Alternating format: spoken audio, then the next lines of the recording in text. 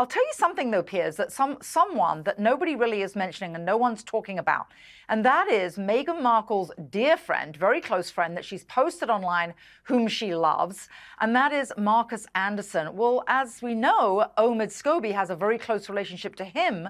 Who knows how much of this is actually coming from him, and maybe that's the source of a lot of these lies as well, whom he's quoting. It's a really good point, because we know because she went under oath in a court case, Meghan Markle had to admit she briefed an aide to then brief Scobie and the co-author.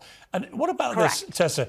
There's a point in the book where he talks about the contents of letters between King Charles and Meghan Markle, in which two members of the royal household, I know who they supposedly are, right, these two people.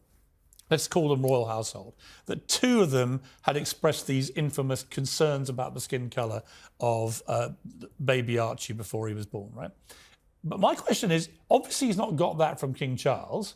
No. So he can only have got it from Meghan Markle or her friends or people she's told this to, right? So, you know, it's two things, this book. One is blatant lies. Secondly, stuff he can only have got from Meghan Markle. It is deeply unhelpful and poorly timed from the Sussexes' point of view, which is why I don't think they have collaborated with him recently. Remember, this book's been a long time in the cooking. He started writing it before the Queen died. It's possible that in the wake of the Oprah Winfrey interview, when tensions were running high, that things did get spilt out, that now I expect the pair of That racism allegation, I said this to you before, it never appeared in Harry's book.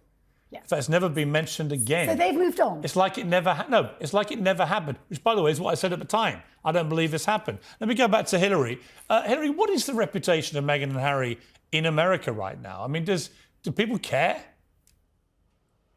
Well, actually, I always say when Harry bangs on about mental health, most Americans, it seems, are far more concerned about the price of petrol here, gas, and the inflation rate in the US. That's sort of the main topic of conversation. But I will say this about in the US. I tell you an absolute fact. Not only can you look at the polls, Piers, but look at the A-listers, look at the Hollywood set.